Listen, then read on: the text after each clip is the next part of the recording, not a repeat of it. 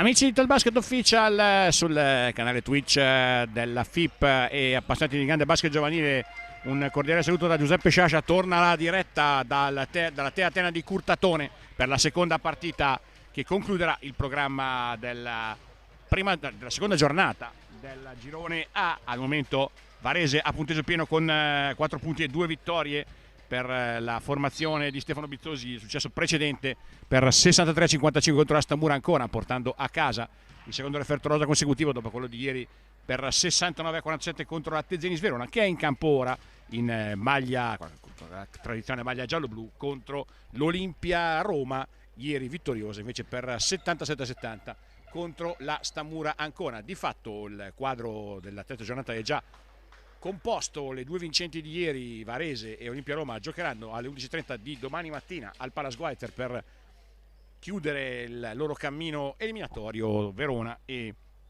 Ancona giocheranno di nuovo su questo parquet alle 11:30 di domani per l'ultima gara della fase eliminatoria del girone A. Chiaramente, in caso di vittoria di Roma in questa partita, saranno due spareggi per il primo posto fra Varese e Olimpia e per il terzo posto, quello che comunque consente di andare avanti al tabellone degli spareggi di giovedì, fra Verona e Ancona. Ma ovviamente nel caso di vittoria di Verona potrebbe cambiare tutto e entrare anche la logica dei quozienti canestri, gli arrivi in parità multipli, ovviamente favorirebbe Verona. Ma al di là di tutto, vediamo prima di addentrarci nell'analisi di quello che potrà accadere nella terza giornata, leggiamo quello che invece sta per accadere sul parquet della Tea Arena. Roma che ieri ha stabilito il primato di triple in una partita per le 16 squadre coinvolte in questa finale, 13 canestri da 3 punti nella vittoria in rimonta contro Ancona, partita che è iniziata 15-4 per la Stamura. Poi Roma con una fiammata con 5 triple in rapida serie nel quarto periodo si è riuscita ad imporre rispetto di una fisicità inferiore. Comunque nel roster capitolino non ci sono giocatori da 2 metri, ma ci sono tanti lunghi di movimento che comunque sanno giocare con la palla in mano e soprattutto sanno tirare e aprire l'area, quindi chiaramente questo è un vantaggio a livello di basket giovanile. Verona con tanti ragazzi del 2006 nel roster, a partire dall'azzurrino Teo Ariembuva con la maglia numero 30 in campo in questa fase iniziale del primo quarto. Vediamo di dare uno sguardo ai quintetti di partenza. Per quanto riguarda Verona ci sono il numero 18 Mazzoli, il numero 20 Morati, il numero 30 Ariembuva, il numero 28 Bertoncini, il numero 24 Ceffoli. Per Roma invece il numero 4 Antonelli, il numero 19 Longo sul perimetro insieme al numero 33 Cellini. Poi la coppia di due lunghi insieme in questa fase iniziale del match, il numero 18 Paluzzi ed il numero 9 Di Marzio.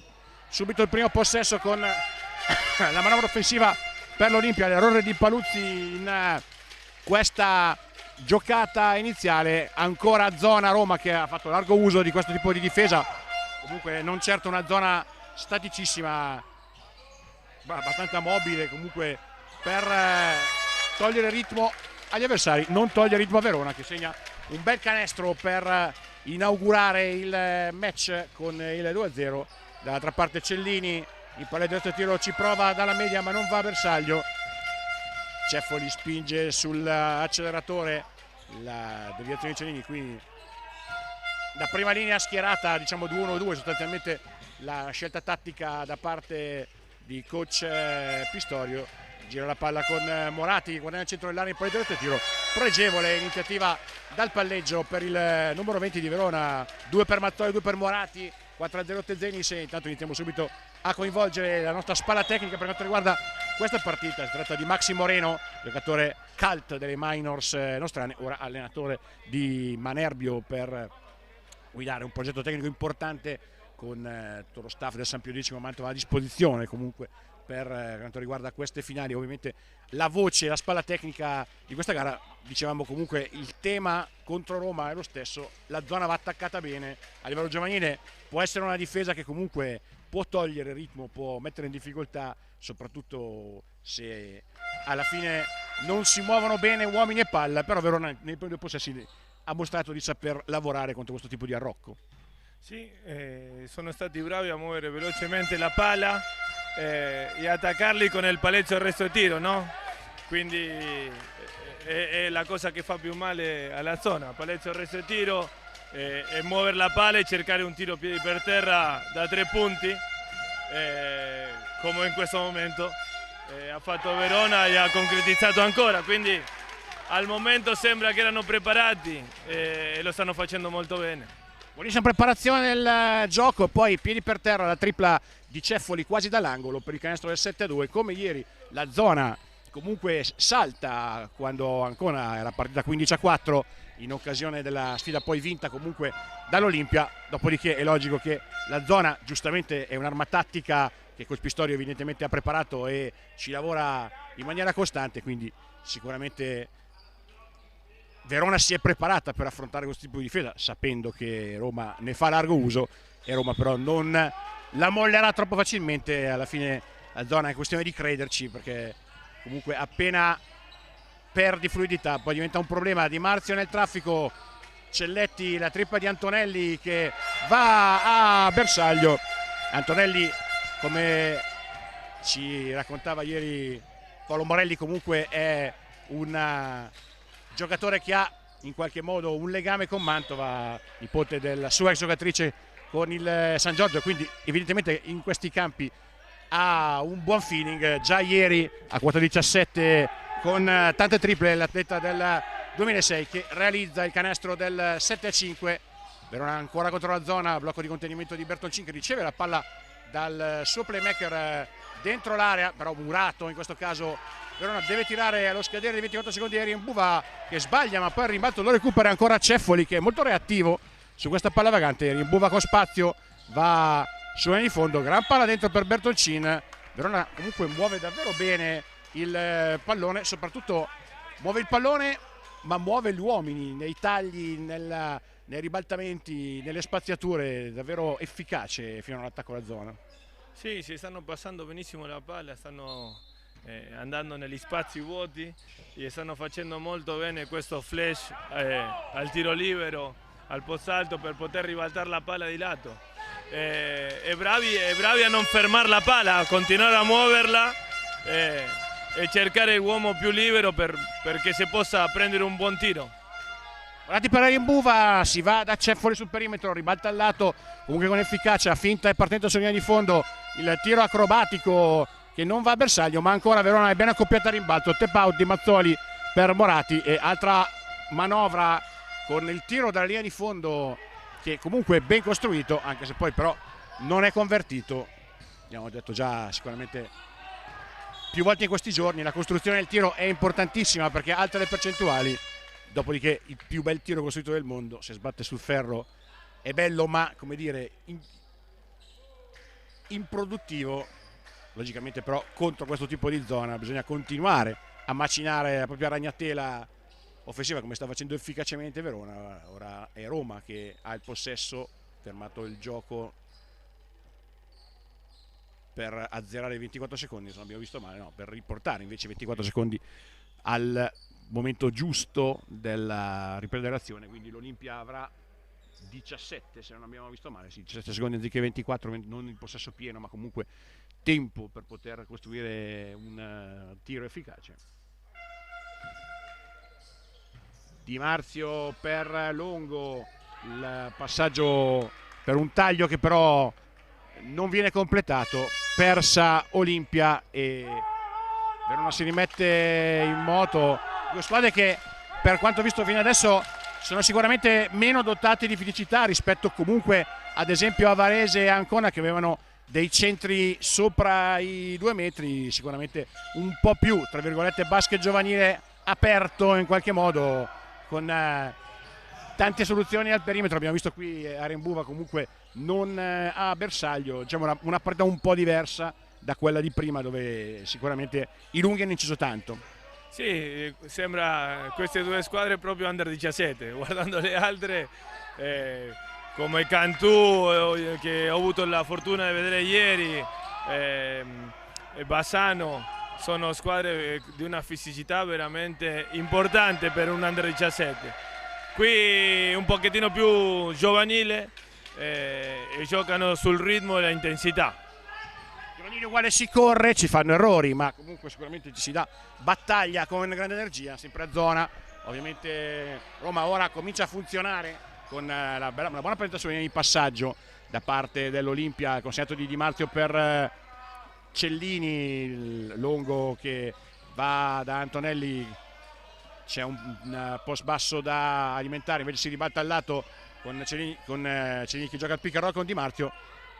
Arriva l'anticipo, Verona pronta su questa linea di passaggio, prova a correre con Moratti, si va in angolo, deraglia un po' da Tezenis, poi invece trova comunque un tiro aperto che non mette con Mazzoli. Diciamo che un po' così come la prima partita tra Varese e Ancona, le squadre stanno impiegando un po' per carburare in fase offensiva. Sì, Verona è iniziata subito bene con 3 canestri nelle prime 3 azioni e adesso sta perdendo un pochettino il ritmo e la fluidità in attacco, però deve continuare a creare, come hai detto prima, a muovere questa palla e continuare a credere nel tiro, perché la zona si batte con buoni tiri senza perdere fiducia e insistendo. Arriva a vuoto da fuori dopo 2 belle stoppate consecutive da parte di Bertoncin. Possesso Olimpia, ribalta al lato per Antonelli, si va da Di Marzio, ora da Longo che finta la tripla, poi va in palleggio ma gli tocca la palla dalle mani Ceffoli, allora Longo deve prendersi un tiro con pochi secondi e poco ritmo, e infatti arriva un ferro, 7 pari, parità un po' a ribasso dal punto di vista balistico in questi ultimi minuti.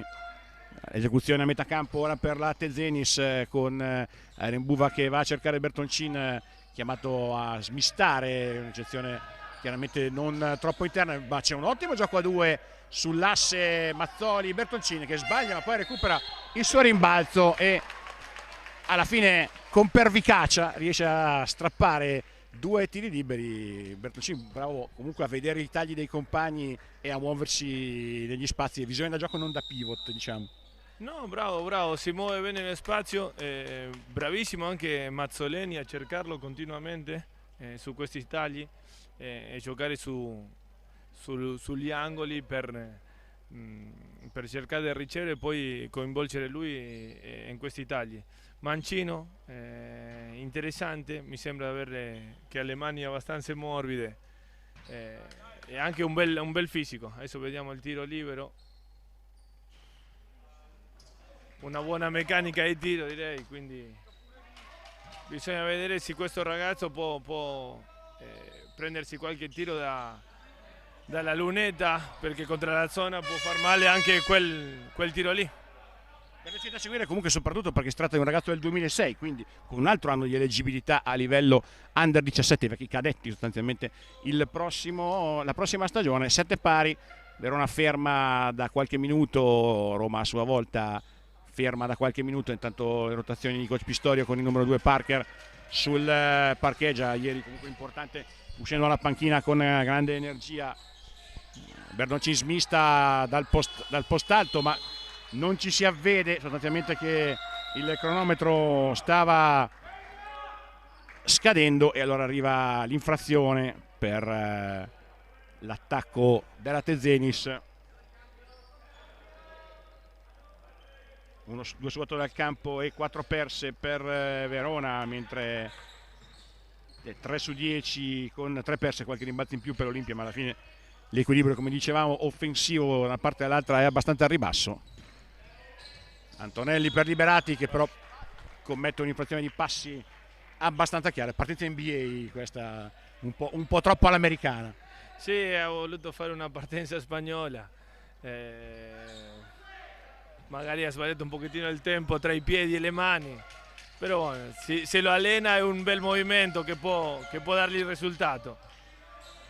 Rembuva per Ceffoli, la palla dentro per Cornale, ottimo pallone dentro l'area, ancora una volta Verona quando riesce a coinvolgere il lungo in movimento, perché il piccolo comunque trova una buona linea di penetrazione, poi mette punti sul tabellone, si sblocca dopo qualche minuto. 9-7 per i giallo-blu, Parker dal palleggio, eccellente palleggio resto tiro per l'atleta con la maglia numero 2.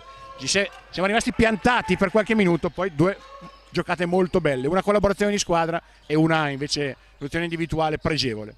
Sì, ancora con il Palezzo Resto e Tiro, cosa molto bella questa perché nei campionati senior sono cose difficili da vedere, invece già sia ieri che oggi sto guardando tantissime di queste azioni dei Palezzo Resto e Tiro che sono per me l'essenza della pallacanestro. Io ho qualche anno, quindi era lo primo che ti insegnavano, no? Quando arrivavi in palestra, e vederla fare a questi ragazzi è importante perché in NBA e in Euroliga vedi o schiacciare o tiri da 3 punti o questi floater, no? Alla fine il mid-range game, il pareggio tiro di cui ad esempio era maestro Gianmarco Pozzecco, è una cosa che per battere il tempo dei lunghi è una giocata fondamentale. Qui Arian Buma invece ne mette 3 col fallo, in precedenza aveva tirato senza esito dall'arco i primi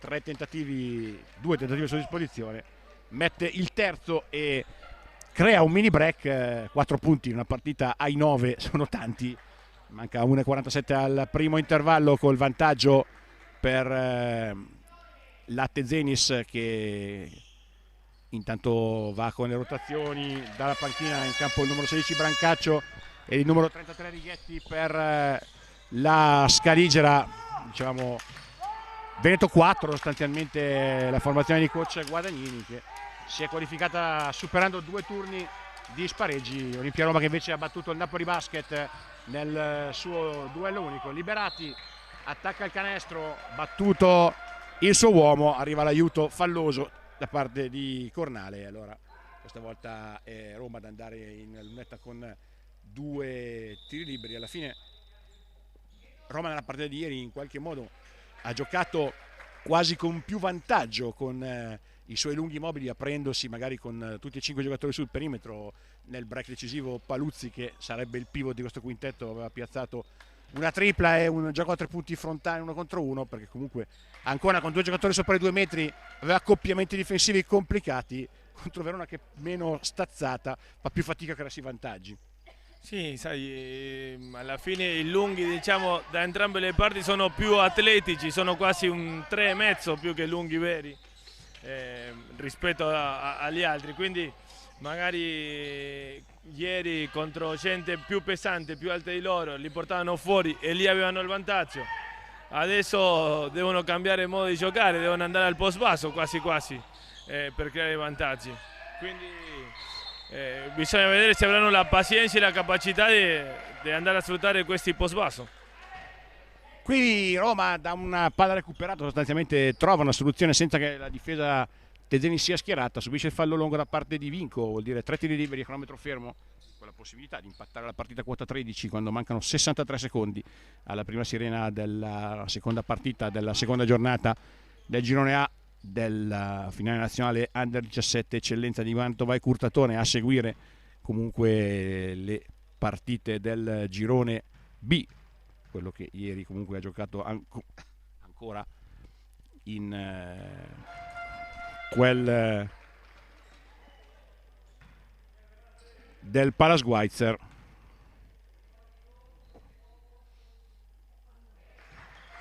Bersaglio lungo con il secondo dei 3 tiri liberi per aver lasciato sul ferro il primo. Intanto Verona ha esaurito il bonus, Roma invece ha 3 falli di squadra, va col secondo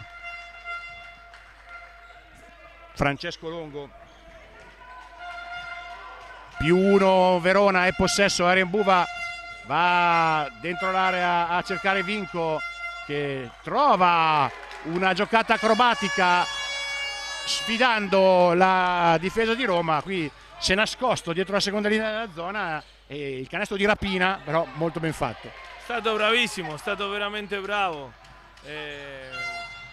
Verona sa che il punto debole di quella zona sono gli angoli, li sta attaccando bene da lì. Adesso è riuscito anche a correre e sparare una bomba in palleggio in contropiede, quindi è entrato in gas. Ed è un bracchino comunque di 5-0 in favore della Tezzeni sul 12-18, 18-12, comunque con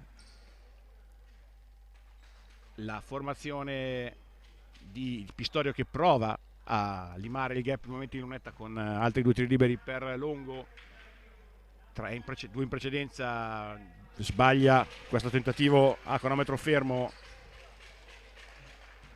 Siamo 5 sotto dalla linea della carità per ora per quanto riguarda la formazione Lazio 2. Va con il libero 2 cambi, intanto con il ritorno di Antonelli e il debutto in partita del numero 10 Stramandino. Vantaggio Tezzeni sul 18-13, ma chiaramente prestissimo per una partita che sembra comunque equilibrata dal punto di vista anche delle forze in campo. Righetti per Cornale, difesa uomo in questo ultimo possesso della frazione. Vedremo se sarà una scelta legata solo al tempo e al cronometro, oppure se poi anche dopo la mini pausa da 2 minuti Coach Pistorio riproporrà lo schieramento 1 contro 1 in retroguardia. Ora Roma esaurisce il bonus col fallo di Longo, quindi non potrà più spenderne per spezzare l'azione dei gialloblu. Dentro l'area per il taglio di Vinco, che ancora riceve e si muove con efficacia in avvicinamento al ferro, e Verona davvero ha grande capacità di passarsi la palla e cercare buone soluzioni. Non abbiamo visto fino a questo momento, diciamo, elementi di spicco assoluto dal punto di vista del talento individuale. Non c'è il go to guy vero e proprio, ma alla fine la coralità poi per gli allenatori è anche una cosa bella.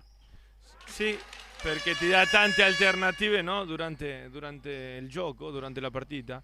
Verona è incredibile, no? Sembra un mercato, gente che va, gente che viene, ma organizzata.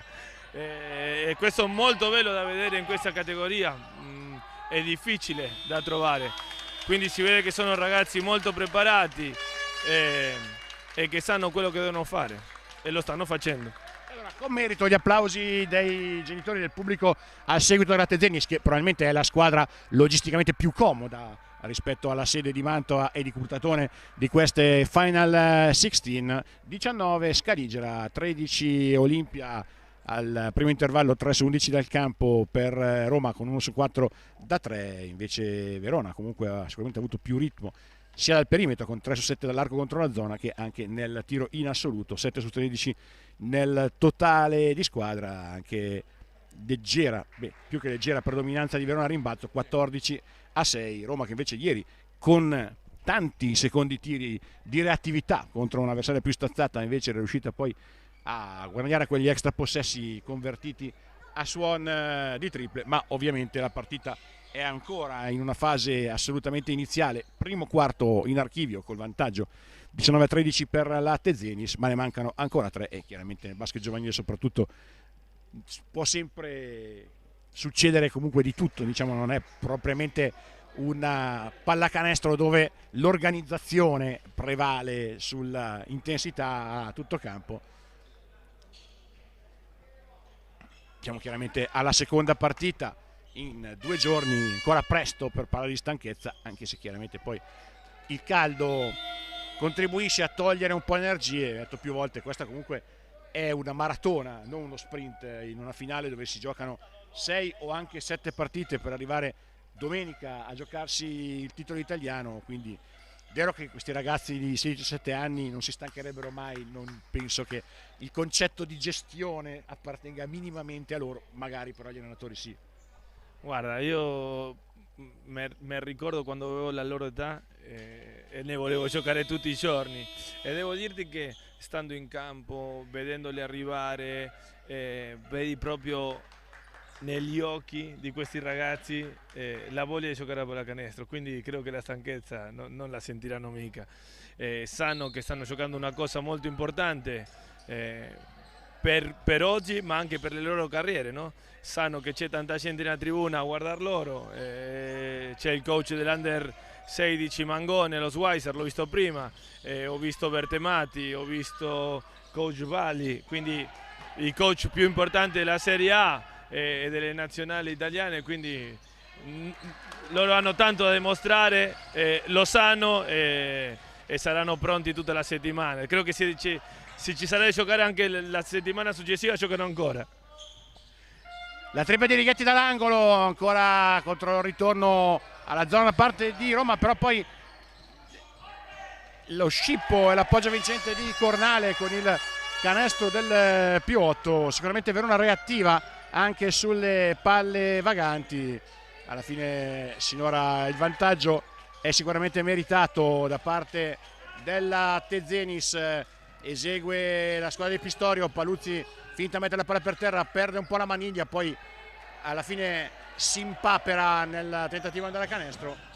Passaggio un po' lento, ma comunque alla fine il possesso resta nelle mani della Tezenis, che attacca di nuovo. No, ci riprova Righetti da 3 punti, il tiro è fuori misura, però si batte di nuovo Verona con questo possesso che però non viene capitalizzato. In ogni caso resta nelle mani di Roma il pallone. In ogni caso non si consente un contropiede con ripartita dalla zona, ma obbligherà Roma a dover organizzare a metà campo con le rotazioni che ora danno spazio anche al numero 27 Marchesini e dal numero 22 Farinati nelle file della Tezenis.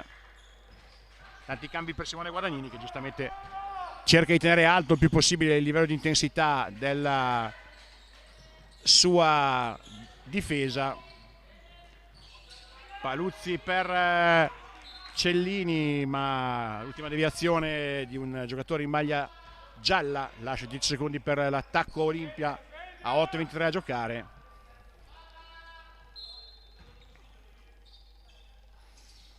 Rimessa immediata per Cellini, che prova a svitarsi, appoggia il tabellone con una giocata comunque pregevole, ma l'appoggio viene sputato poi dal ferro. Il vetro fa prendere una parabola che non premia. Ancora sulla linea di fondo per l'attacco alla zona, Verona che prende tanti tiri comunque aperti, anche se poi stavolta non lo mette, non va a segno, e c'è il fallo di Bertoncin a rimbalzo d'attacco. 21-13, 8-03 al termine del secondo quarto, partita chiaramente diciamo molto lontana da decidersi. Finora sicuramente meglio Verona nell'impatto e nell'inerzia sulle palle vaganti.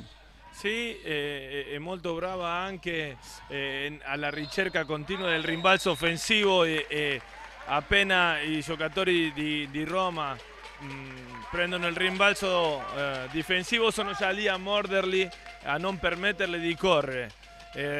La stanno facendo giocare a metà campo e credo che Roma è quello che sta soffrendo, no? Giocare a metà campo mi sembra una squadra che cerca più la corsa, di crearsi i tiri magari a tutto campo, e a metà campo non gli piace molto giocare, e Verona è brava a tenerli lì.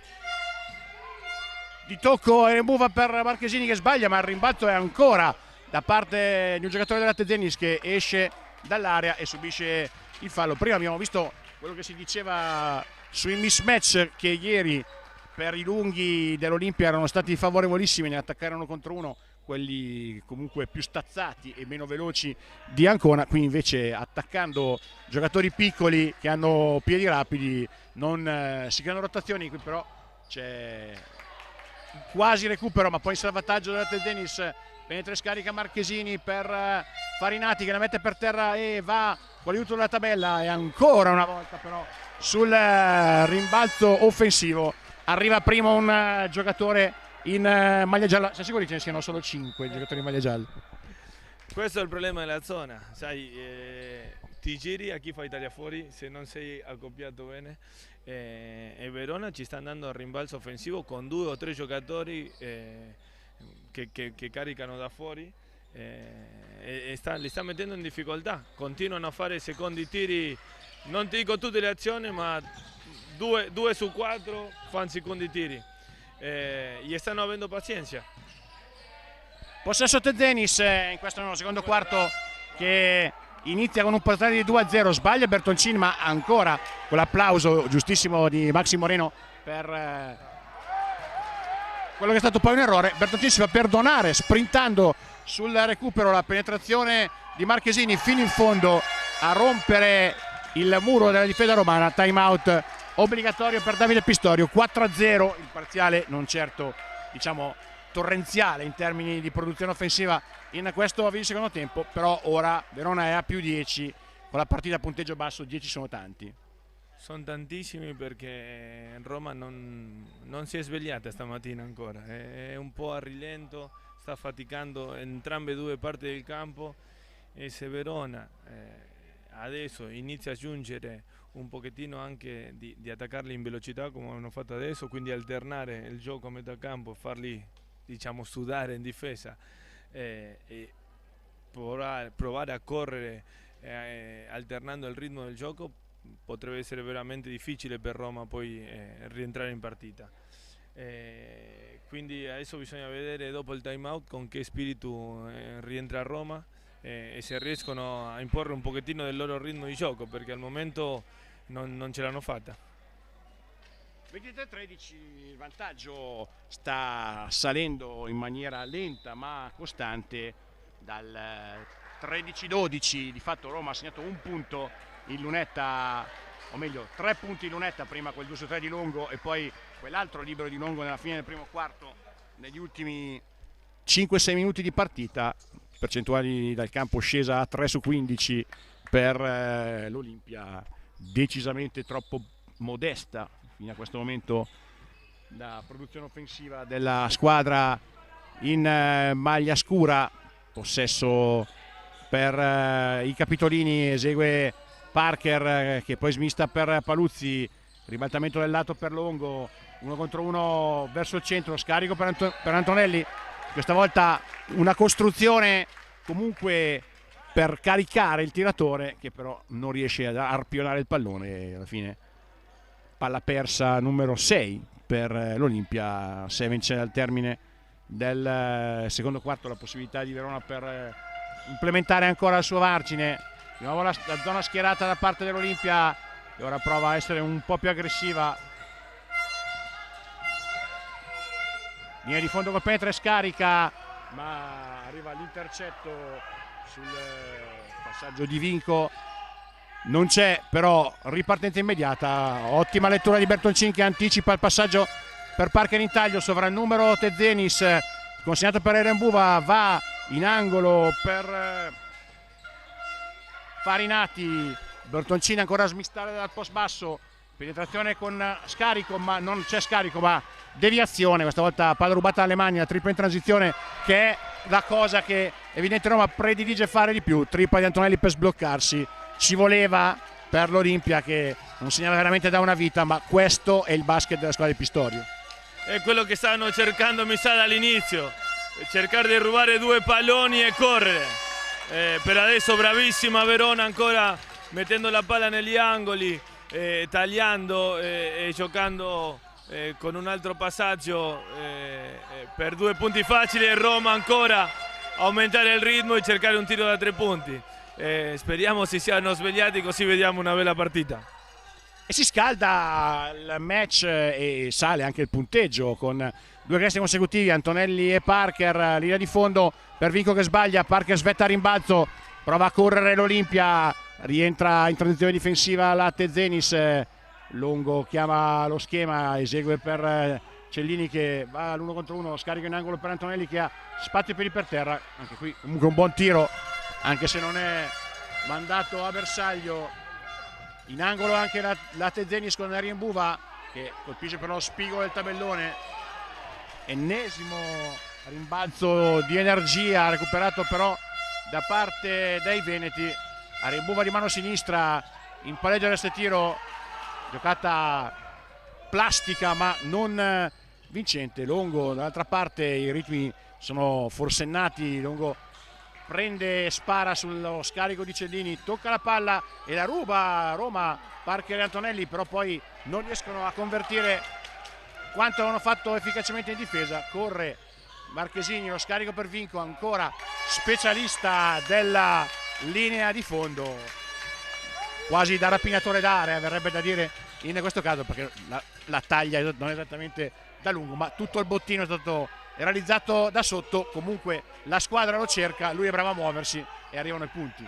arrivano anche di là i punti. Arrivano anche di là. Adesso siamo alla terza tripla consecutiva di Roma, se non sbaglio.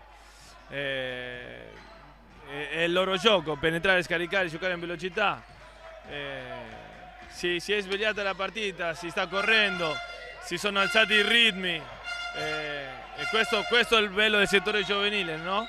Che in 2 minuti passi da 2-10 a 1-5 e adesso time out Verona. Time out perché l'Olimpia, dopo aver tirato molto male nei primi 15 minuti, ha acceso la macchina delle triple, che già lo scorso la partita di ieri era comunque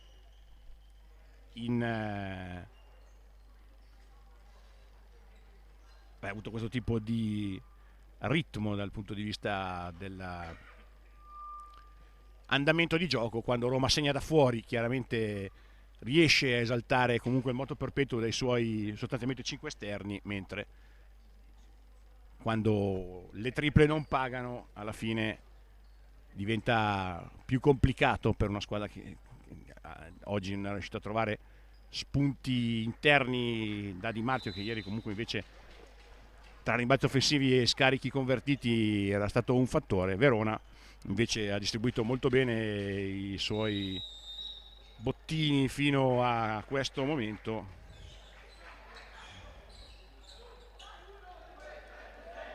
Il miglior marcatore è Ceffoli a quota 6 punti, poi ci sono Arimbuva 4, Mazzoli 2, Morati 2, Brancaccio 3, Vinco 4, Marchesini 2 e Cornale 4. Di fatto sostanzialmente 8 giocatori a referto su 11 ruotati da coach Guadagnini. L'unico ancora non è entrato è il numero 31 Romani. Possesso Tezzeni, sta rimessa per Bertoncin che si svita, ma il suo movimento in semigancio non è vincente, corre a tutto campo Liberati. Questa volta quel famoso mismatch dell'1 contro 1 si crea su una situazione di campo aperto, una sorta di coast to coast del rimbalzista. Qui Roma utilizza Liberati come 5 tattico in mezzo alla zona, non è esattamente il pivot, forse diciamo che in questo momento è il più alto in campo, è per quello che è in mezzo alla zona, ma è una guardia. Esatto, lì è il suo vantaggio, no? Che non essendo un 5 vero può attaccare benissimo Bertoncini in campo. Anche se ti dico che quel ragazzo lì mi piace un sacco. Mancino non è stato fortunato negli ultimi gancetti che ha fatto in mezzo all'area, però molto interessante. Tra l'altro mi avevi detto del 2006, giusto? Quindi un altro anno ancora, bello atletico. Ne stiamo vedendo belle azioni da un lato e l'altra, bomba ancora di Roma. E come spesso capita, alla fine quando la squadra dei tiratori prende ritmo, poi prende fiducia dall'attacco, si genera comunque quel cambio di intensità. Trovare questo floater nel traffico per il nuovo +2, ma da +10 alla parità, ora +2, sicuramente la partita ha cambiato ritmo. Roma tirava 1 su 5 da 3 qualche minuto fa, ora credo che siamo a 4 su 9. Sì, era quello che avevo bisogno, dopo il time out del Roma era quello che ci aspettavamo, no? Aumentare un pochettino l'intensità difensiva, corriamo e tiriamo. Sono riusciti a farle e come hai detto te, è entrata la prima, poi entra la seconda ed è diversi giocatori, quindi loro si gasano così. Adesso sono andati in gas, però Verona è riuscita a tenere un pochettino la calma, è riuscita a fare 2 canestri importanti. Adesso questo floater, tra l'altro col passo cambiato di sinistro, quindi la partita si è accesa. 29-27 sale il punteggio, sale anche l'equilibrio dopo il 23-13, massimo vantaggio Tenzenis di metà del secondo quarto. 10 per Longo, Roma è salita a 5 su 11 da 3, dunque non 4 su 9, diciamo persi. Ora aggiornata le statistiche con l'ultimo canestro del numero 19 dell'Olimpia, che è il primo giocatore del match in doppia cifra, quota 10 Longo, 6 Antonelli, 2 Di Marzio e Paluzzi, 5 Uber e 6 per Liberati. È salita comunque in generale anche la percentuale dal campo della formazione Lazio 2, che con le triple comunque ha raggiunto il 36%, resta comunque molto migliore la percentuale da 3, 45%, 5 su 11, che quella da 2, 3 su 11. Anche ieri comunque Roma aveva segnato più canestri e tentato più tiri dall'arco, ma come dicevamo chiaramente qui la squadra è frontecentrica. Cellini, capitano, si prende il jumper, lo sbaglia, rimbalzo di Liberati, che qui invece gioca un possesso da pivot perché va dentro l'area a guadagnarsi un pallone, un fischio e un fallo che però non dovrebbe garantire tiri liberi. Entrambe le squadre lontane dal bonus. Il cambio Tezenis che ripropone Brancaccio sul perimetro.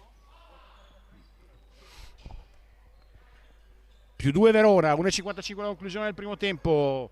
Il match però è tornato comunque a dare emozioni. Parker dalla linea di fondo, questa volta tiro complicato da prendere con quel ritmo. Brancaccio a tutto campo, gran canestro da parte del numero 16 della Tezenis, che va a vedere tutta la sua fisicità, nulla da invidiare agli esplosivi e vari Miaschi Guindò visti nei giorni scorsi con questa giocata quando ha potuto accelerare.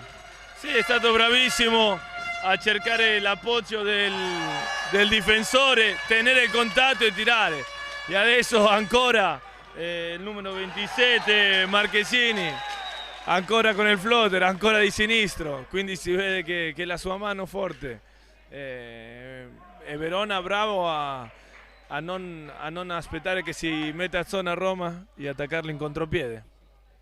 E ovviamente è il modo migliore per risolvere ogni problema nell'attacco a una difesa schierata e riuscire ad arrivare di là prima che la difesa riesca a posizionarsi. Qui la stoppata di Bertoncin, che ha 0 punti ma ha 4 rimbalzi, 2 recuperi e 2 stoppate, quindi ha fatto tante cose utili per la squadra. Cellini in passo e tiro, ancora l'aiuto per la stoppata del lungo con la maglia numero 28, che è un bel baluardo difensivo. Magari non sarà un lungagnone come quelli che abbiamo visto nelle partite precedenti, pensando a Bosso, a Tambura, quelli di Varese ed Ancona, però dentro l'area il suo sa come farlo e come.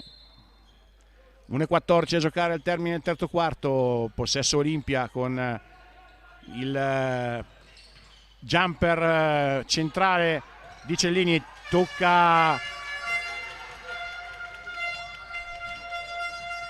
Verona che va ancora al ferro, ancora una volta una iniziativa comunque per arrivare fino in fondo. Verona che riesce da queste ripartenze comunque a trovare appoggi efficaci, torna a +8, 8-0 di fatto per la Tezenis. Sbaglia Liberati, ancora la cosa sotto campo, Marchesini, Romano proprio il neo entrato che va a sua volta a referto da -10 a pari e adesso ancora a -10 o comunque da +10 a pari e ancora a +10. Verona pescando a piene mani nella panchina con tutta l'energia di tutti e 12 giocatori di coach Guadagnini. Sì, è quello che ti dicevo prima, è riuscito a capire che era il momento di correre perché a metà campo non stava più producendo come all'inizio. Abbiamo visto le ultime 5 azioni in contropiede. Tra l'altro al ferro, super, e adesso questa ultima un tiro dai 3-4 metri, quindi bravi a capire che era il momento di accelerare e non più attaccarli a metà campo. E poi questo ragazzo qui difensivamente è pazzesco, c'è dappertutto, arriva su tutte le penetrazioni, su tutti i rimbalzi, sembra che è da lui contro 5 in difesa, incredibile. Verona gioca col portiere in questi ultimi possessi. Bertoncin bravissimo in aiuto nel cancellare l'appoggio di Longo. Verona che ha segnato 16 canestri da 2 su 36 tentativi. Roma ne ha messi 3 su 11, 16 su 37 dice ora la statistica, no in realtà 13-27 da 2 contro 3 su 11 e qui chiaramente c'è grande differenza tra una squadra che è andata comunque a cercarsi soluzioni dentro l'area e invece Roma che non è riuscita a prendere il ritmo del moto perpetuo del suo attacco. Arriva il fallo per fermare l'azione, ancora Pistorio sull'ultima azione difensiva va a uomo e allora Guadagnini chiama il time out per cercare di sfruttare al meglio quest'ultimo possesso che garantirebbe a Verona la possibilità di implementare questo più 10 meritato. Comunque il vantaggio di Verona per quello che si è visto nell'ambito della partita, una fiammata sola a suon di triple per Roma. Sicuramente Verona ci ha messo tanto dal punto di vista del ritmo e l'energia e tanto in difesa, dove comunque davvero Bertoncini è stato un bel fattore, un bel ombrello a protezione del canestro. Come hai detto te, Verona ha giocato con il portiere, adesso voglio vedere bene le statistiche da 2 punti, ma Roma, se non sbaglio, credo che ha fatto 2 canestri in contropiede, 3, dei quali 2 in contropiede e basta, attacco fisso non è riuscito a arrivare a prendersi un buon tiro vicino al ferro, perché di là c'è questo ragazzo Bertoncin che ha chiuso completamente tutto. E dopo sono stati bravi i suoi compagni a partire in contropiede e come abbiamo detto prima, la bella cosa di Verona è che non ce n'è uno, ma sono in tanti che hanno portato 2 punti, 4 punti con azioni personali e questi sono la differenza di 10 punti. Verona in modalità cooperativa per certi versi, 3 secondi e 7 per l'ultimo possesso della Tezenis, la rimessa per il numero 20 Morati che riceve ora. Roma spezza l'azione per l'ultima volta resa possibile dal bonus che ora è esaurito mentre prima aveva ancora un fallo da spendere. Restano 1 secondo e 9, praticamente quasi metà del tempo precedente. Si svita e prende la tripla Brancaccio, non trova il canestro e allora Verona con merito in vantaggio 37-27 a metà della seconda partita della seconda giornata del girone A. Non bastano i 10 di Longo all'Olimpia per tenere il comando e la Tezenis a quota 0 invece a guidare alla pausa lunga, ma restano ancora 20 minuti e sicuramente ci sarà ancora da divertirsi con emozioni al ritorno in diretta dalla Te Arena di Curtatone. Fra meno di 10 minuti ci rivediamo per la seconda parte di Tezenis contro Roma.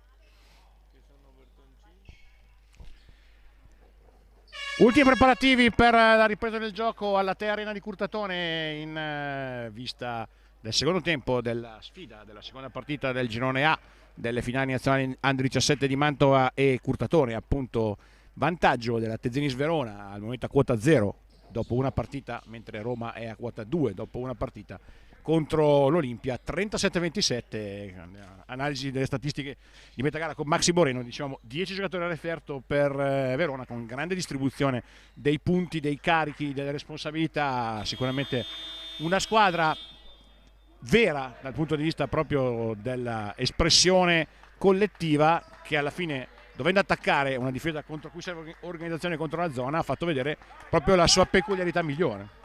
Esatto, credo che lì è stato bravo il coach, lo staff a programmarla così, a fare il playing game così, e gli sta venendo bene.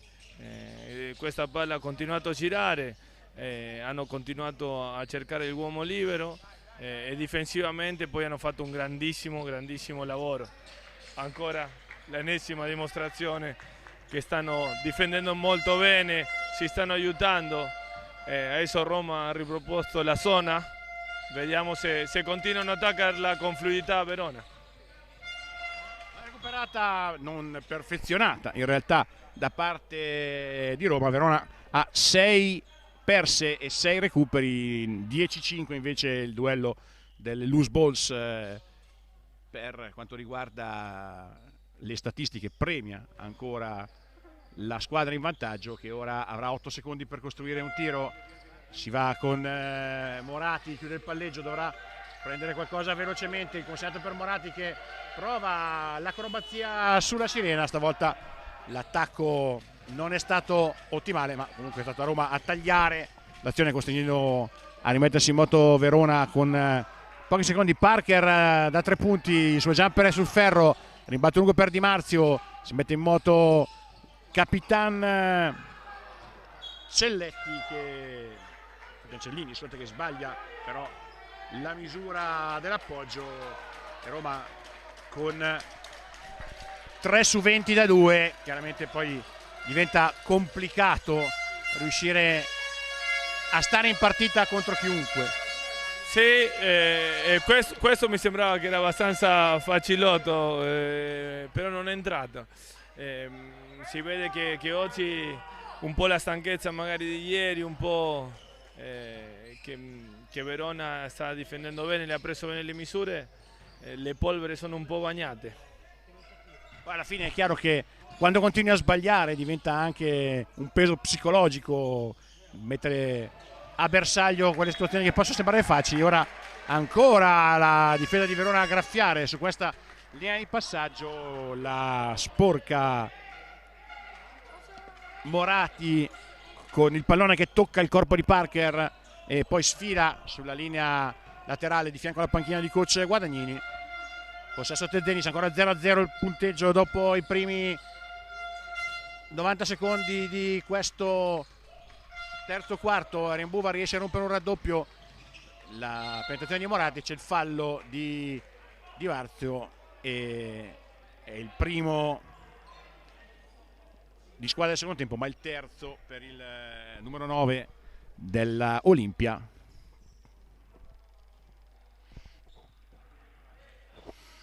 Pretato dal tavolo che ci supporta, pronta la rimessa offensiva per la Tezenis, poi l'angolo per Rembuva raddoppiato, esce il pallone dall'angolo, si va dentro, ma Parker è pronto con mani rapide sulla linea di passaggio per intercettare. Cost to cost, dritto per dritto per Cellini, ma arriva un altro errore. Di Marzio, rimbalzo offensivo, prova a avvicinarsi al ferro, questa volta avrà la possibilità di trovare punti a cronometro fermo. Sta diventando però davvero un tabù quello del canestro da sotto anche per Roma. Sono le situazioni di gioco comunque favorite dell'Olimpia, quelle della corsa, delle ripartenze dalla zona, dopodiché corri tanto, devi però monetizzare, perché altrimenti il tabellone non ti premia. Sì, non si muove il tabellone, come hai detto prima, sai, dopo è difficile giocatori senior continuare a tirare e a insistere, figurati in ragazzi under 17, la pressione sale sempre di più. Speriamo si sblocchino con questi 2 tiri liberi. Primi punti del secondo tempo in ogni caso con Di Marzio che sale a quota 4. Bertoncini a ribaltare il lato con fluidità sul lato debole, eccellente movimento di palla, la tripla la mette Moratti, eccellente però il primo passatore Bertoncini e il secondo passatore che ha ribaltato il lato con i modi e nei tempi giusti. Poi il canestro può entrare, non può entrare, ma il tiro è stato preparato al meglio. Sì, Bertoncini nell'azione precedente ha sbagliato il passaggio e la lettura del passaggio, mentre adesso ci ha impiegato una millesima di secondi a metterla al lato debole. Bravissimo a fare l'extra pass e cercare Moratti in angolo. 3 punti sono arrivati. Adesso Roma ha mosso bene la palla, ha sbagliato ancora un appoggio da sotto, però ha guadagnato 2 tiri liberi.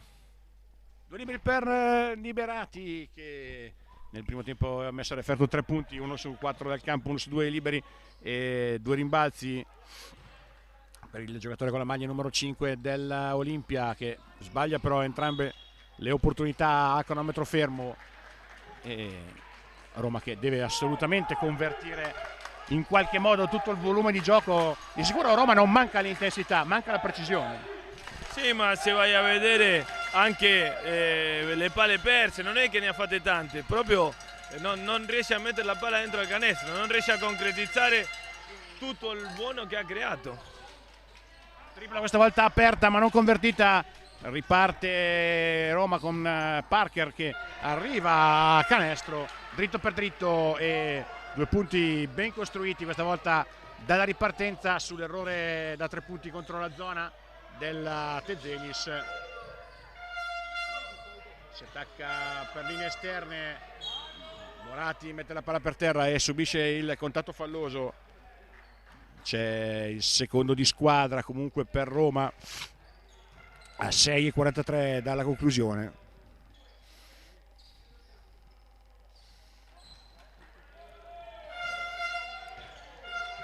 Tezenis col possesso, Moratti in palleggio, si muove la palla per Celloli, di nuovo Moratti che finta e poi passa la palla nelle mani di Celloli che mette a posto i piedi e prende la tripla. Questa volta forse è passato il primo tiro aperto e comunque era abbastanza comodo per cercarne uno più comodo e mettere a posto i piedi.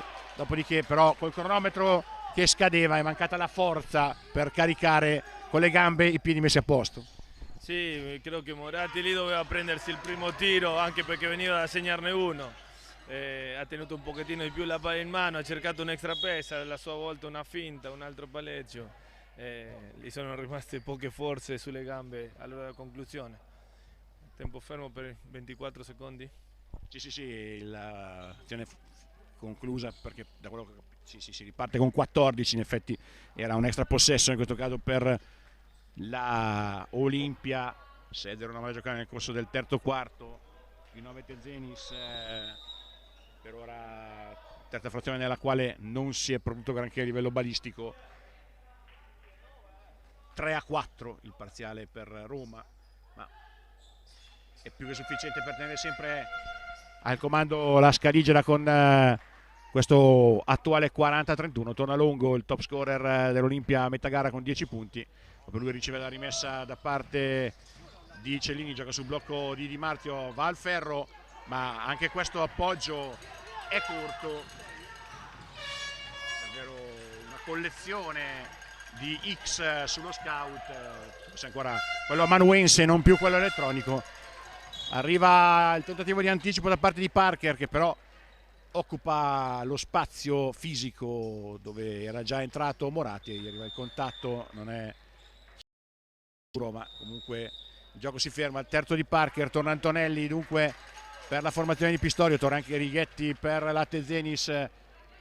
Tempo che scorre, ora siamo a 5:49 dalla conclusione di questo quarto. Diciamo inizio secondo tempo interlocutorio per quanto riguarda l'andamento della partita. 37-27, ora 40-31 per la Tezenis. Bertoncini dal post alto a smistare ancora con un buon tempismo per Erenbuva che prende un jumper da linea di fondo, sbaglia però il giocatore convocato lo scorso aprile a Novarello al raduno della nazionale dal 2005 al 2007. La stoppata di Bertoncini sono 5. Di Marzio che prova a prendergli il tempo, ma il tempo lo prende meglio il difensore. Arriva ancora l'azione difensiva determinante da parte del numero 28, Longo in acrobazia, tap out di Antonelli, palla nelle mani di Di Marzio che prova ad andare contro uno, la virata, ma arriva il fallo in attacco. Alla fine qui ha cercato una giocata d'esperienza, troppa malizia però, come se fosse un senior, e la difesa gli ha tolto la sedia sostanzialmente. Sì, lui nella virata ha aperto un pochettino il gomito, il difensore l'ha ben piegato sulle gambe, gli ha fatto vedere molto bene il contatto, ci stava questo sfondamento, peccato che è il quarto fallo e non ha avuto una bella partita e magari un pochettino nervoso che non è riuscito a entrare. Speriamo si calmi un pochettino in panchina e poi rientri a dare il suo contributo alla squadra, perché credo che hanno tanto bisogno di lui. Fino a questo momento chiaramente condizionato dai falli, il giocatore dello scorso che ieri ha messo a referto comunque 11 punti in 25 minuti, proteste per Coach Pistorio che viene comunque richiamato da parte della coppia arbitrale in questa circostanza.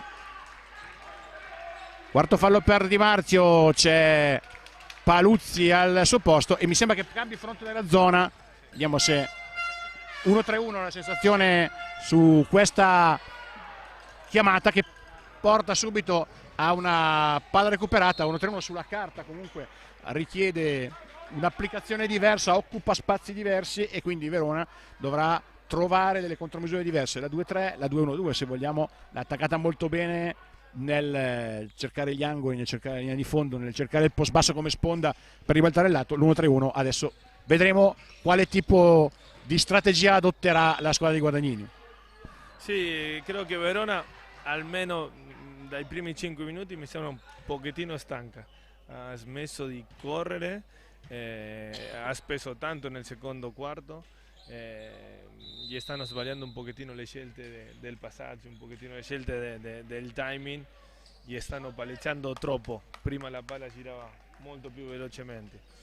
Adesso bisogna vedere se sono bravi a ritornare a correre e a vedere come attaccheranno questa zona 1-3-1.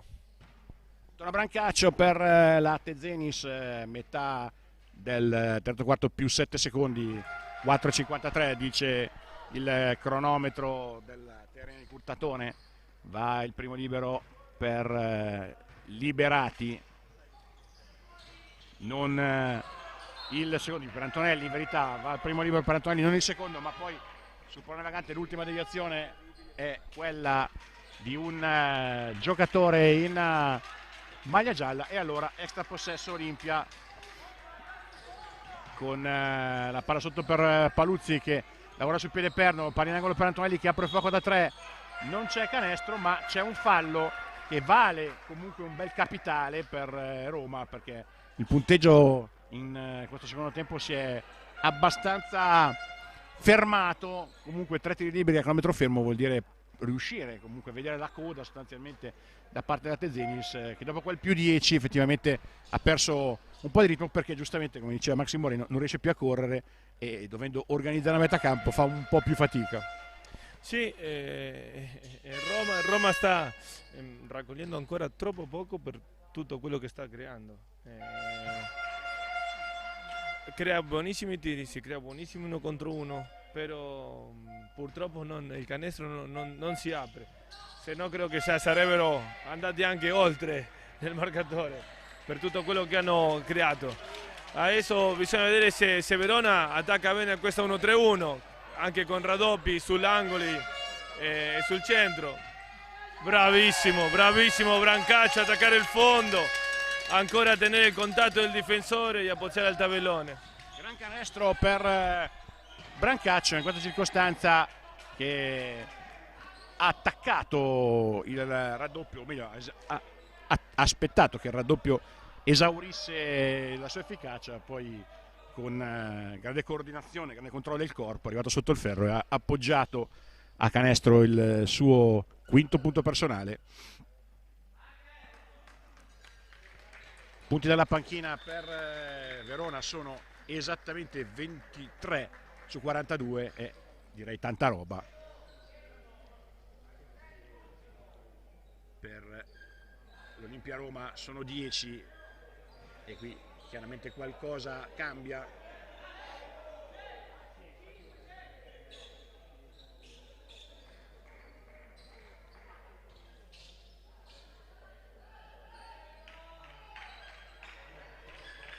(4-2-3-5) 4:24 dice il cronometro della Tea Arena in questa fase centrale del terzo quarto. La rimessa dal fondo di Verona che ora si trova a attaccare la zona 1-3-1. Di fatto Roma rinuncia a tutti e due i suoi lunghi, sia Di Martino con 4 falli che Paluzzi, e gioca questo quintetto super perimetrale, se vogliamo super dinamico. Ariambuva si apre da 3, si prende una tripla che comunque è ben costruita, ma ancora una volta Verona è più lesta sui palloni vaganti. Dal palleggio la penetrazione con scarico per Ariambuva, Righetti da 3 con spazio, la tripla va fuori misura, poi Liberati riesce in qualche modo a farsi largo con un po' di mostarda sul duello con Bertoncin. Liberati prova a attaccare Bertoncin, questo è il mismatch chiaramente sul quale Roma deve speculare, ed ecco che giocando aperti, ma aperti veramente con 5 esterni puri, uno contro uno frontale di quello che torniamo a dire non è il pivot ma è quello più alto, batte Bertoncin, peraltro con un canestro pregevole. Super perché sapeva che le arrivava la stoppata, ha cambiato direzione e ha cambiato mano, rovesciando, attaccando la sinistra e rovesciando a destra. È stato veramente bravo, però anche prima nell'azione precedente ha preso il rimbalzo difensivo. Adesso vediamo attacco frontale da 3, però Liberati tanta energia, sembra da qui molto magro, però le mette tanto cuore e superisce un po' ai chili che le mancano magari fisicamente. Salve Verona con Ariambuva che cerca Bertoncin, alla fine la palla arriva in maniera un po' casuale a Righetti, arriva il fischio arbitrale contro Liberati, fallo che doveva dare 2 tiri liberi se abbiamo visto bene. Bonus esaurito per entrambi, riposo per Bertoncin, entra Cornale nelle file della squadra in maglia gialla.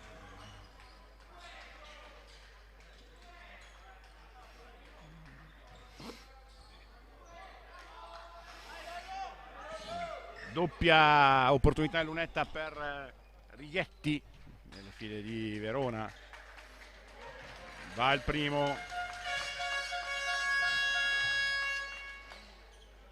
Il giocatore che arriva a quota 3 punti, pochi viaggi in lunetta per Verona fino a questo momento, complessivo 3 su 7 dalla linea della carità. Vale comunque il più 6 il libero messo a segno. Parker con spazio da fuori, è un buon tiro ma non va, rimbalzo lungo però lo recupera Paluzzi che è tornato subito in campo. La finta, 1 contro 1 di Liberati che scarica per Parker, c'è vantaggio e la tripla va a bersaglio. Appena si crea comunque l'innesco della rotazione della difesa, Roma riprende tiri aperti e quando segna da 3 il punteggio si muove in un attimo, da più 10 Verona a più 3, Roma in scia con questa 1-3-1 che comunque sta coprendo meglio gli spazi. Sì, sono riusciti a rallentare Verona, a farla pensare, e a metà campo Verona perde un pochettino di fluidità offensiva, stanno pensando troppo e stanno perdendo un pochettino proprio quello che hanno gli under, no? L'iniziativa, e Roma continua a costruire, gli hanno costruito i 2 tiri a Parker, uno dietro l'altro della stessa posizione con penetra e scarico, il secondo è riuscito a segnarlo, è un buon pick and pop per un buon tiro anche se non ha fatto canestro. Tiro che è nelle corde comunque di Paluzzi, sebbene questo sia andato decisamente fuori misura. Palleggia Morati, salta la prima linea, lo scarica in angolo per Righetti, la zona è stata attaccata con efficacia, il errore doppio tocco e rimbalzo Olimpia, ultimi 80 secondi circa, Liberati prova a attaccare, perde il controllo della sfera, si butta lungo, che in qualche modo riesce a tenere la palla, arriva la chiamata per la contesa, alla fine la palla in quella posizione era pericolosa, diciamo che non tutti e due giocatori avevano effettivamente le mani sulla palla, forse è stato fischiato per evitare lotte o comunque contatti eccessivi in quell'angolo di parquet dove c'era stato comunque un tuffo. Di fatto la parte del freccia del possesso salva in qualche modo Verona, sicuramente i 6 punti però messi a segno dalla Tezenis in 8 minuti e 43 secondi sono un po' troppo pochi. Sì, si è fermata, quello che le è successo a Roma nel secondo quarto le sta succedendo adesso a Verona. Come hai detto te, adesso meno male che la freccia l'ha un po' premiata, credo che l'arbitro ha fatto bene, lì è nel dubbio, prima che succeda qualsiasi cosa la partita si sta scaldando, ha scelto il fischio che fa meno male a tutti, palla contesa, però Verona ancora troppo macchinosa, troppi pallezzi sul posto, non rimbaltano la palla, infrazione dei passi adesso, se non sbaglio di Brancaccio. E qui il cambio di fronte della zona ha sicuramente modificato quelli che erano gli equilibri tecnico-tattici. Verona che aveva attaccato veramente molto bene la 2-1-2, la 1-3-1 invece sta creando qualche grattacapo in più alla formazione di Guadagnini. Longo dietro il blocco di Paluzzi, prova la tripla ma non la centra e quindi non c'è pareggio in questo caso. Fallo di Stramadagno ai danni di Moratti che può andare in lunetta con 2 tiri. Qui il bonus esaurito sicuramente favorisce la squadra in vantaggio, soprattutto perché in questo quarto davvero ha segnato col contagocce.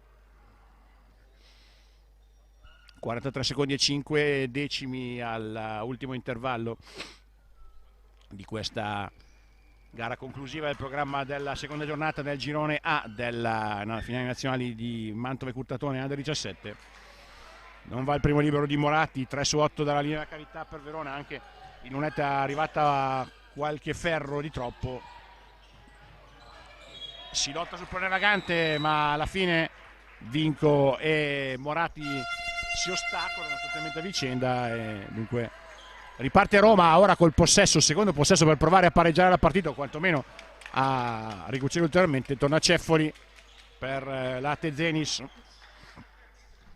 in questo finale di tempo, 41 secondi e 4, entrambe le squadre in bonus, 43 Scaligera, 40 Olimpia, possesso nelle mani dei Capitolini con la difesa individuale di Verona che prova a proteggere il canestro.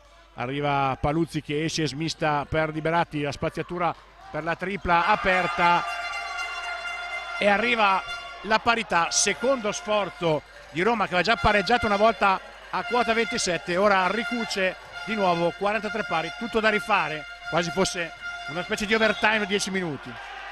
Sì, questo è Roma, alla fine delle due squadre è quella che è riuscita per 30 minuti a giocare sempre uguale, ha giocato così per 30 minuti, zona, ha provato a correre, ha provato a prendersi la prima scelta offensiva, il primo vantaggio che hanno loro, se prendono il tiro o l'1 contro 1, ed è riuscito a tenere questo ritmo per 30 minuti e adesso li sta pagando.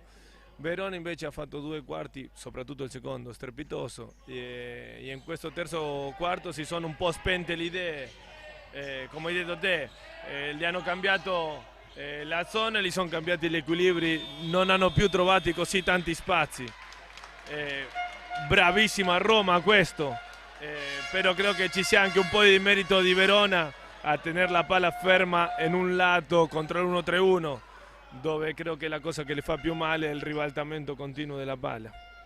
E sicuramente saper attaccare una zona a livello del 17 comunque è già impresa notevole, diciamo meritevole. Per attaccare 2 poi diventa complicato effettivamente, diciamo che la 2-1-2 è più facile trovarsela contro o comunque essersela trovata contro nella propria giovane carriera di ragazzi di 17 anni, la 1-3-1 magari è un po' meno frequente per quanto riguarda i campi dell'Under 17, ma assolutamente Roma ha fatto ovviamente la sua partita in maniera perfetta, cambiando fronte alla zona. La 2-1-2 non funzionava al meglio perché Verona comunque aveva trovato delle buone contromisure. Bravo coach Pistorio a sfoderare dal suo arsenale tattico comunque una soluzione alternativa.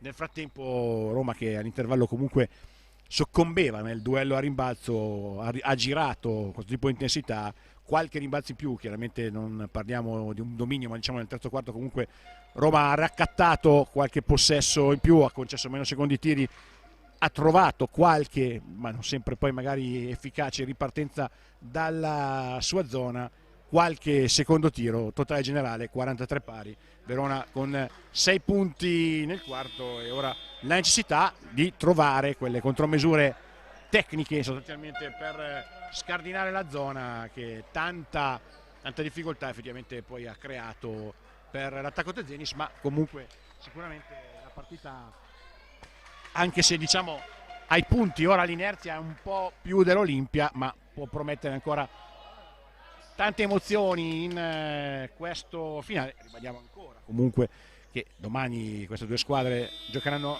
alle 11:30 nell'ultima partita del loro cammino, Roma contro Varese al Pala Schweitzer, mentre Verona contro Ancona alla Tea Arena. Primo possesso per Roma per iniziare il quarto periodo, vediamo se Roma riesce a mettere il naso avanti e se, sorpassando dopo un inseguimento che dura praticamente dal primo minuto, tranne forse un vantaggio assolutamente sporadico, riesce a prendere un po' di abbrigo. Tema per Verona, l'abbiamo già detto più volte, questa 1-3-1 va fatta saltare, magari ancora riaccendendo il motore del contropiede, che era stato un fattore importante per quel più 10 dal 27 pari al 37-27. Lungo non va, rimbalzo di Paluzzi che segna subendo il fallo, ed ecco che Guadagnini fa rialzare subito Bertoncin, rimette il portiere.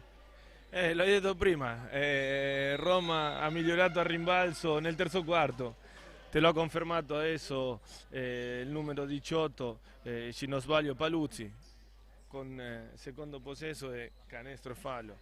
E Verona deve rimettere il suo portiere. Bertoncin chiaramente dovrà cambiare il verso della partita a rimbalzo. Paluzzi converte il gioco da 3 punti, è il sesto canestro da dentro l'area per l'Olimpia, che ne ha messi 7 da 3 punti, 6 su 28 da 2, 7 su 20 da 3, ma i rimbalzi sono 37. Primo vantaggio dopo tempo immemorabile per l'Olimpia sul 4-6-4-3, ancora però Verona attacca col palleggio la 1-3-1, cosa che è diciamo abbastanza sconsigliabile. Paluzzi respinto da Brancaccio, corre Marchesini che viene fermato regolarmente da parte di Longo, fallo tattico sostanzialmente per non concedere una situazione di campo aperto alla Tezenis. 9-14 da giocare, Roma per la prima volta davvero dopo le schermaglie iniziali sorpassa sul 4-6-4-3, 9-0 aperto dopo il 4-3-3-7 della Tezenis ormai parecchio tempo fa. Verona che non segna da troppo tempo per dare gas alle speranze della formazione di Guadagnini. Brancaccio su linea di fondo cerca Bertoncin, pallone vagante recuperato da Vinco, ma poi nel traffico le mani di Roma sono velocissime, arriva in transizione Cellini che mette la palla per terra, cerca un compagno, Parker attacca il ferro, subisce il fallo da parte di Brancaccio. Attacca comunque Roma, la difesa di Verona non sempre schierata al 100%, comunque riesce a partire con i giochi in velocità senza doversi mettere in moto a metà campo, e quei vantaggi sugli 1 contro 1 per i tiri aperti o per qualche iniziativa dal palleggio per andare al ferro sono quelli che in questo momento hanno creato questo mini break in favore dell'Olimpia, che poi lascia sul ferro un tiro libero, 13 su 20 dalla linea della carità per quanto riguarda la squadra di Pistorio. 0 su 2, Bertoncini a rimbalzo, si rimette in moto la Tezenis che attacca con Marchesini e Celletti, si va in angolo per Brancaccio che ha spazio per una tripla che però va decisamente corta, tiro fuori misura e allora Guadagnini prepara il ritorno di Arenbuva, Longo sul pick and roll che diventa poi pick and pop in angolo per Antonelli, buona spaziatura sui tocchi a due, qui Paluzzi strappa letteralmente la palla dalle mani di Bertoncin, Paluzzi ora prende tutti i rimbalzi e al terzo rimbalzo offensivo, al secondo che riesce anche a concretizzare i 2 punti. Roma ha aumentato l'intensità, come hai detto prima, li sta attaccando tantissimo gli 1 contro 1, sta creando dagli 1 contro 1, penetra, scarico o arrivando al ferro, e adesso Paluzzi è diventato il Bertoncin del primo tempo.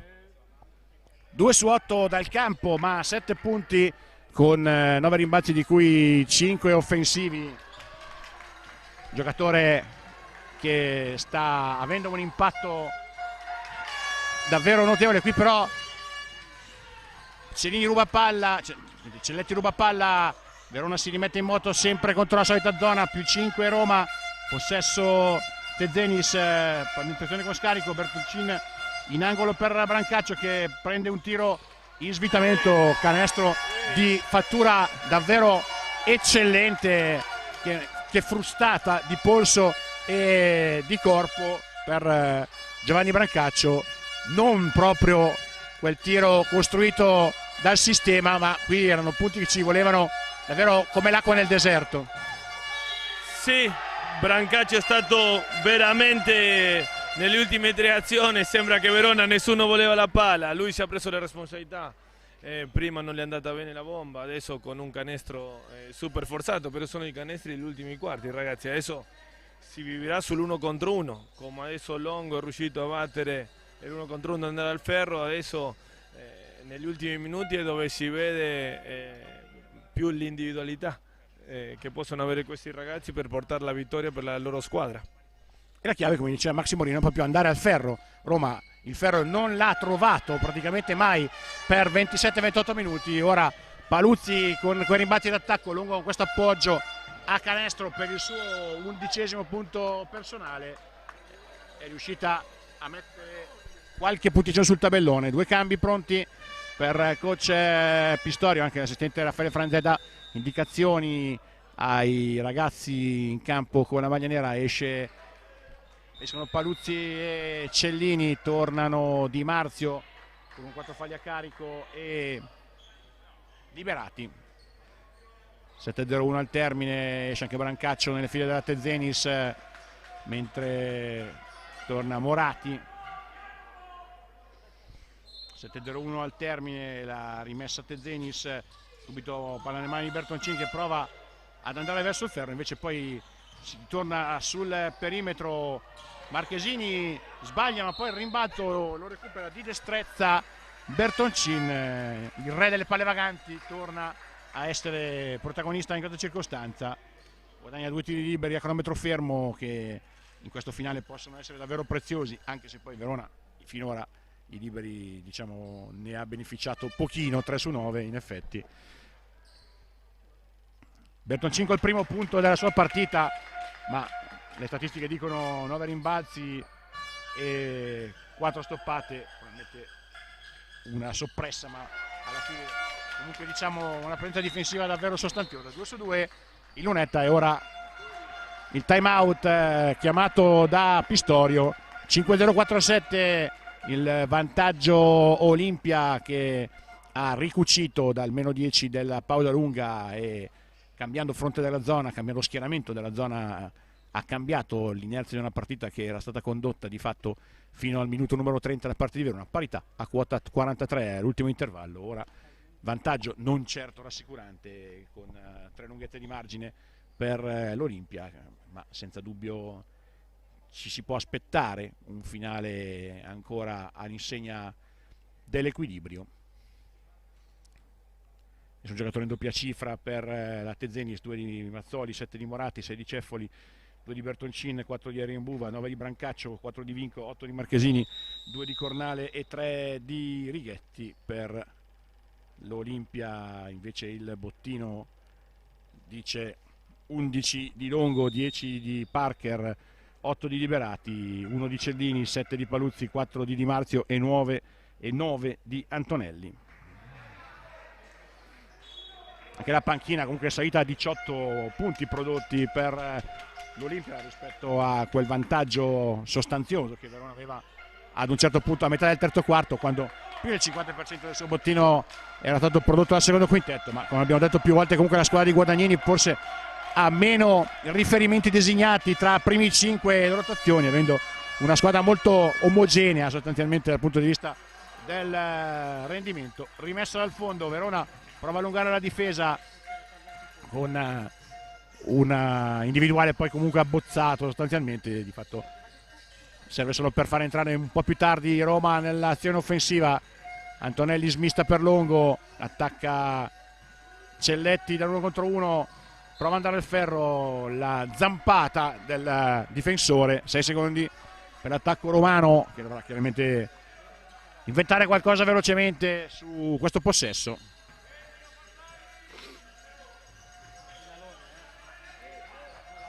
Di Marzio per Longo, Liberati allo scadere guadagna comunque una soluzione vincente ancora una volta. Liberati in questa versione stretch 4, qui non stretch 5, da un 1 contro 1 vantaggioso lucra una soluzione. Qui è anche un po' la scelta della Tezenis, che comincia a rispettare di più i tiratori di Roma, che qualche tripla hanno cominciato a metterla, e chiaramente se esci contro uno più dinamico puoi farti battere. Sì, se non sei ben piegato sulle gambe ti battono come sta facendo Roma in questo momento. Però bravissima Roma in questo momento a capire che Verona è bonus e loro bravi ad attaccarli. Ennesimo rimbalzo offensivo, siamo al quarto offensivo del quarto. Sta faticando non tanto, li sta facendo faticare tantissimo a Verona. Super bomba di Longo, super bomba nel momento che serviva, e sembra che Roma sta per prendere il largo. Triplonissima di Longo, proprio allo scadere 24 secondi, bomba del giocatore senior, davvero direi di cuore, carattere, l'altra C, diciamo attributi? Sì, ed è quello che ti dicevo prima, sembra che sia il loro uomo, no? Si sta prendendo le responsabilità. Si è arrestato in un fazzoletto, è riuscito a arrestarsi e ha fatto una bomba strepitosa. Di Marzio in post basso qui mostra tutta la sua mobilità di piedi, qui il canestro da lungo delle minors vero e proprio, però alla fine piedi, corpo, mani, coordinazione ottima. Super movimento, e come dicevamo prima, adesso tu devi fare per 3/4 sì il gioco di squadra, il tuo schema, quello che hai preparato, tutto, però alla fine credo che le partite negli ultimi minuti si vincono con gli 1 contro 1 e con il vantaggio che tu riesci a creare di questi 1 contro 1. Verona lo sta facendo con più giocatori, Longo, Liberati, adesso correggimi se non sbaglio, Di Marzio, e quindi si stanno alternando per risparmiare energia e per essere magari più bravi all'ora di difendere. È vero che Verona non ha questi 1 contro 1 perché Roma è nella 1-3-1, però non ne sta riuscendo a trovarle il giro a questa zona e stanno faticando.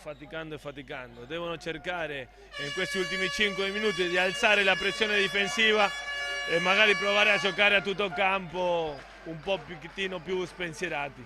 Fischiare le carte, ovviamente qui il parziale dice 13-4 in favore della Olimpia sul 5-6-4-7 dopo il 43 pari di fine terza frazione. Chiaramente c'è anche il fattore esperienza, lo dicevamo prima, Verona ha tanti giocatori del 2006, Arjen Buva e Bertoncin su tutti, mentre Roma ha un solo 2006, cioè Antonelli. Qui un anno in più, un anno in meno a livello del 17 comunque pesa e tanto.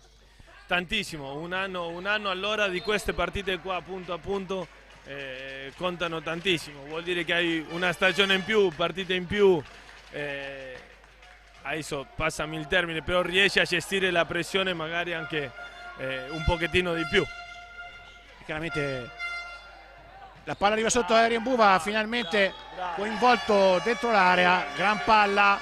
Ariembuva chiaramente il giocatore più esplosivo di Verona, sotto il ferro, segna subendo il fallo. Non segnava Verona da sotto da una vita probabilmente. L'ultimo super canestro di Brancaccio, però sono stati bravi, palla a sinistra, taglio del lato destro, quindi un bellissimo passaggio, attraversare tutta l'area, bravissimo a tenere il contatto e a fare canestro, fallo e segnato il tiro libero, quindi rientrata in partita. Da 3 a 2 possessi pieni, da 9 a 6, 4,53 a giocare, prova a allungare la difesa Verona con il raddoppio a metà campo, il fallo di Ceffoli sulla pressione che chiaramente ora col bonus vuol dire 2 opportunità sulla linea della carità per quanto riguarda il playmaker dell'Olimpia lungo, che in precedenza sento quella tripla davvero importante allo scadere di 28 secondi.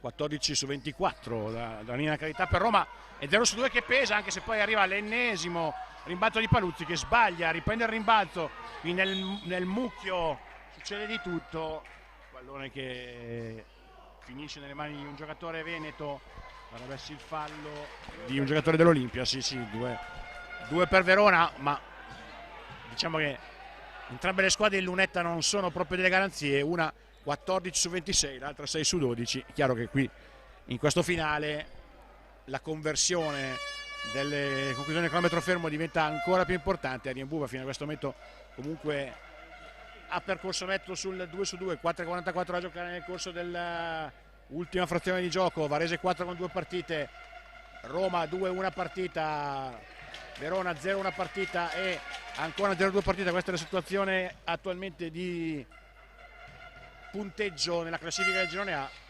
Ariembuva con una tecnica perfetta e una freddezza altrettanto invidiabile mette entrambi i liberi, e ora il gap si è ridimezzato da 9 a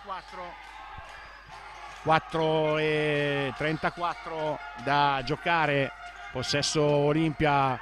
Parker sul blocco di Paluzzi, gira intorno al compagno e dal pick and roll alla fine con Paluzzi che va rispettato, la difesa non riesce a aggredire, non riesce a cambiare, si prende una tripla comunque costruita su un gioco a 2 molto efficace Parker, e ora Verona deve provare a replicare 1 contro 1 sulla linea di fondo, lo scarico per Ariembuva che ha spazio da 3 e la manda a bersaglio. Ariembuva si è tenuto per il finale, ma qui si è scaldato parecchio. Sì, lo stavamo aspettando, si è fatto attendere un pochettino, però è arrivato, ha rimesso Verona in partita, e adesso secondo me 3 minuti e 46 alla fine ne vediamo delle belle. Persa Olimpia, possesso Tezenis sul punteggio di più 4 per i capitolini, ma Verona sembra aver trovato con Ariembuva le contromisure a quella zona. Ancora l'azzurrino, non c'è canestro, c'è però il fallo subito da parte del numero 30 che ora ha preso ritmo, e come spesso capita agli attaccanti naturali, quando poi uno se la sente diventa difficile da fermare. Qui viene fermato ma con un fallo, e quindi a guadagnarsi in lunetta altri 2 liberi, 3 su 11 al tiro, 4 su 4 ai liberi, 6 rimbalzi, 2 assist e 14 in valutazione il dato statistico fino a questo momento. Primo libero però sul ferro, si ferma la striscia positiva da parte del giocatore Lavagno numero 30, che comunque da eseguire un'altra opportunità a cronometro fermo. Va col secondo e allora l'Olimpia è in vantaggio, ma da più 9 passa a più 3, di fatto un possesso, una tripla di gap a dividere le due squadre quando mancano 3,28 al termine. 1 contro 1 liberati, che rischia tra virgolette il gioco da 3 punti, ancora liberati nel puntare frontalmente il difensore a creare qualcosa di buono, che può essere un canestro, uno scarico, questa volta 2 liberi che vanno convertiti. Sì, Arimbuba lo sta soffrendo, Liberati lo sta mettendo in difficoltà, quando lo attacca riesce a arrivare abbastanza bene al ferro, prima ha fatto canestro fallo, adesso ha convertito il tiro libero, non me lo aspettavo questo ragazzo, mi ha fatto una partita di tanta sostanza, quando Roma ha avuto bisogno lui è uscito in cattedra e si sta prendendo anche le responsabilità in quest'ultimo quarto.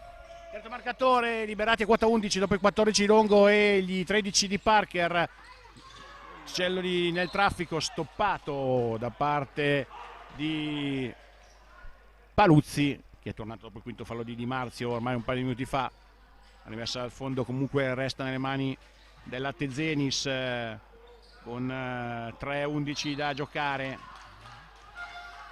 Esce a rimbuva dal blocco, si prende un jumper che però non va a bersaglio. Paluzzi a rimbalzo, salito decisamente doppia cifra sotto i cristalli, 10° rimbalzo, quinto difensivo e 5 offensivi. Ora possesso importante per Roma, Parker va da Paluzzi che con il semigancio per la volta sbaglia e non di poco. Corre Verona, 1 contro 1 sulla linea di fondo, scarico per Celloni, Marchesini, di tocco per Arimbuva che ha spazio da 3 punti. Arimbuva messo in ritmo, continua questa sua produzione, 15° punto. Verona è tornata a costruire tiri aperti, triple aperte ed è lì, è in scia. Sì, è tornata a cercare di crearsi un tiro nei primi secondi con questo penetre scarico e andando dal loro uomo, no? E Arimbuva le sta rispondendo. Adesso Liberati ha sbagliato un canestro da 2, la palla magari inizia a pesare un pochettino. Vediamo che si prenderà la responsabilità di questi ultimi possessi. In angolo, complicata questa situazione, deve prendersi un jumper Marchesini che in sospensione va fuori misura, palla che non è riuscita a cambiare lato, di fatto si è compressa sempre di più in un angolo e Marchesini ha dovuto prendersi un tiro per necessità, per non morire con la palla in mano più che costruito di squadra. Quello che non doveva fare Verona in questo possesso. Avevamo detto che era riusciti a costruire qualche buono tiro penetrando, scaricando, non stando fermi, non tendendo la palla ferma lì, invece adesso si sono messi sul lato destro, hanno palleggiato, quello che vuole la zona, no? E quindi gli hanno fatto questo piacere a Roma, però la partita è lì, sono 2 punti, hanno 2 minuti, e un solo possesso. Devono stare attenti e magari a non fare un fallo stupido, però cercare sempre di mettere pressione sulla palla e provare a correre, mentre Roma deve cercare di rompere con questi 1 contro 1, con questi, chiamiamoli Liberati, che sta giocando di lungo ma non è un lungo, o con Longo o con Antonelli o con Parker, che sono tanti giocatori di 1 contro 1, devono creare dal palleggio e cercare di farsi fare un fallo. Più facile scegliere per l'attacco, più difficile scegliere per la difesa, chi andare poi a marcare, visto che tutti e 5 i giocatori di Roma possono in qualche modo attaccare con la palla in mano. Entrambe le squadre sono in bonus, quindi chiaramente il fattore tiri liberi avrà un peso specifico importante, avrà ovviamente un fattore importante anche quello della conversione nei tiri liberi. Le squadre in campo non hanno brillato per precisione dalla linea della carità. 1,58, 2 di vantaggio per Roma, che ha 14 secondi per andare al tiro. Riparte da 3 quarti campo Pistorio che avanza la palla rinunciando a qualche secondo di azione pur di andare già in attacco. Paluzzi per Liberati che la mette per terra, riesce ancora ad andare al ferro e di nuovo questo 1 contro 1 è vincente. Arimbuva, diciamo un po' lento, è mancata per la rotazione dei compagni. Sì, il lato debole non c'è stato. Bertoncin che ha sempre chiuso l'area, questa volta si è un po' fidato del suo compagno e non era pronto a fare l'aiuto. Però Liberati, ragazzi, credo che ha fatto una partita strepitosa. Non ce l'aveva facile perché davanti, anche se un 2006, a un giocatore della nazionale, e lui non ha avuto paura. Più 4 possesso Roma, ora la possibilità di piazzare un canestro dei punti che potrebbero davvero significare qualcosa di importante, ma arriva la persa da parte di Longo, contropiede di Verona con Arimbuva in angolo, ci prova con spazio, questa volta va a sbagliare, tap out di Bertoncin, Moratti va in angolo per Marchesini, la finta poi la tripla aperta da parte di Celloli che mette un gran canestro, questa volta perfetta la preparazione del palleggio resto e tiro, tutto da gustare il finale. Sì, del giocatore magari che meno te lo aspetti. Cefoli si è preso questa decisione, siamo a un punto di differenza. Roma va da Liberati che questa volta forza, brava Verona. Vediamoci questi ultimi 2 possessi. 6 secondi di discrepanza tra completo tabellone, 1 di vantaggio per Roma, possesso però per Verona che attacca con Cefoli, autore della tripla precedente per il -1. Un po' ferma la manovra veronese, di nuovo Cefoli va da Moratti, pareggio del tiro dallo spigo della lunetta, alla fine ne esce comunque una buona soluzione ma non un tiro vincente. Verona forse un po' troppo ferma nell'attaccare comunque senza creare ulteriori vantaggi, non è venuto fuori un cattivo tiro tutto sommato, perché era un resto tiro anche abbastanza, diciamo, consistente per le possibilità di realizzazione, però forse bisogna muovere un po' di più la palla e non, diciamo, far scorrere fino a quando il cronometro è arrivato a 8 a 7. Sì, mancano 29 secondi, quindi sai, essendo -1 è bello parlare da qui fuori perché è più facile, no? Però magari cercare una soluzione prima, nel modo che se per caso sbagli hai la possibilità di far fallo e ti rimane un possesso magari di 10, 8, 9 secondi. Credo che magari la palla è stata un pelino ferma e magari non sono andati dall'uomo che era più in ritmo, perché se io non sbaglio Moratti in questo quarto non ha fatto nemmeno un punto. Sarei andato ancora